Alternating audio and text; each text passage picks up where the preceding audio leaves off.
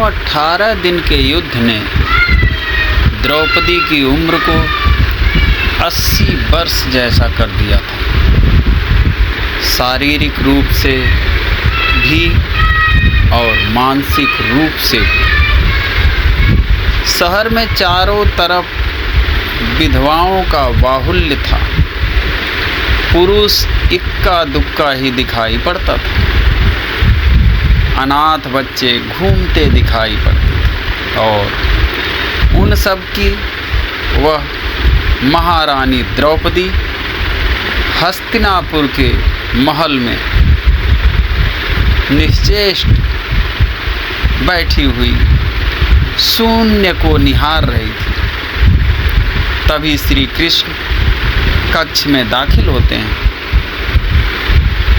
द्रौपदी कृष्ण को देखते ही दौड़कर उनसे लिपट जाती है। कृष्ण उसके सिर को सहलाते रहते हैं और रोने देते हैं।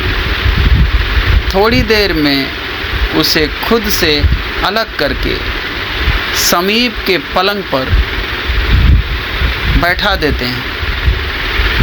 द्रौपदी कहती है कि यह क्या हो गया सखा, ऐसा तो मैंने नहीं सोचा था।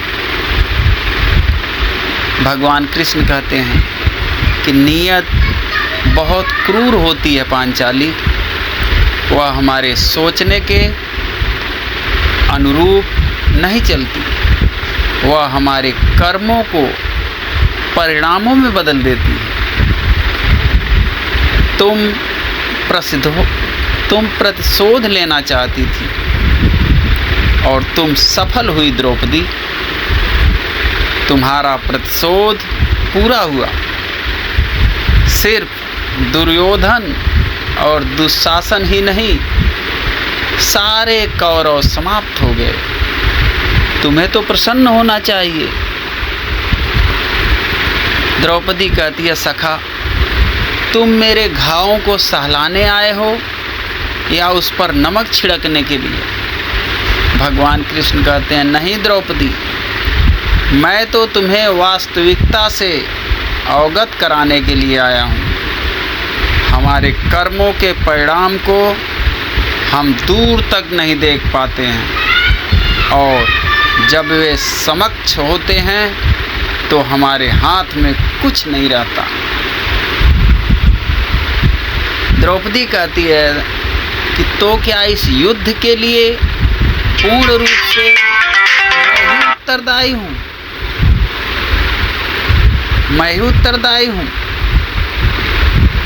भगवान कृष्ण कहते हैं नहीं द्रौपदी, तुम स्वयं को इतना महत्वपूर्ण मत समझो, लेकिन तुम अपने कर्मों में थोड़ी सी दूरदर्शिता रखती तो स्वयं इतना कष्ट कभी नहीं पाती।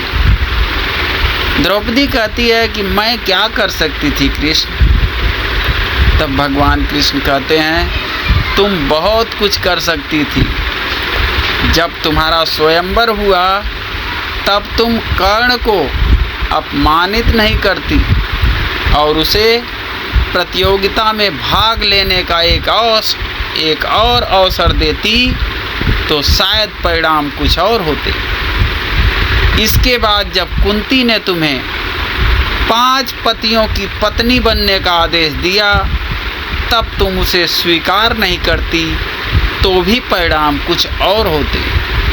और उसके बाद तुमने अपने महल में दुर्योधन को अपमानित किया कि अंधों के पुत्र अंधे होते हैं। वह नहीं कहती तो तुम्हारा चीरहरण नहीं होता। तब भी शायद परिस्थितियाँ कुछ और होती।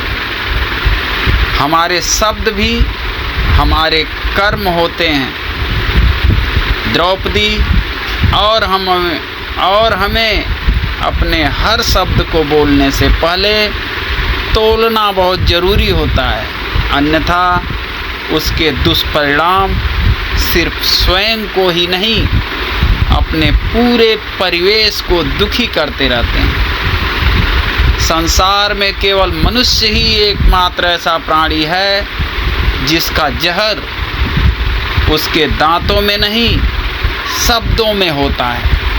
इसलिए शब्दों का प्रयोग सोच समझ कर करें। ऐसे शब्द का प्रयोग कीजिए जिससे किसी की भावना को ठेस ना पहुंचे। तो मित्रों, ये छोटी सी ज्ञान चर्चा आपको कैसी लगी, कमेंट बॉक्स में अवश्य बताएं। फिर मिलते हैं अगली धार्मिक पौराणिक कथाओं के साथ। तब तक के लिए जय जय श्री कृष्णा।